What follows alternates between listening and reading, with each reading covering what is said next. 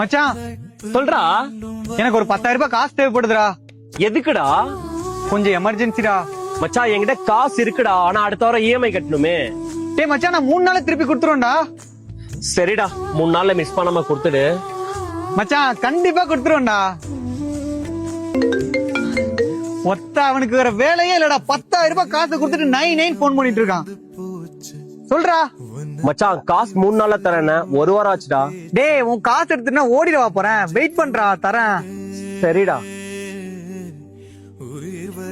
என்னடா மச்சான், உங்க 2 பேத்துக்குள்ள ஏதாவது பிரச்சனையா? பாத்தும் பார்க்காத மாதிரி போறான்.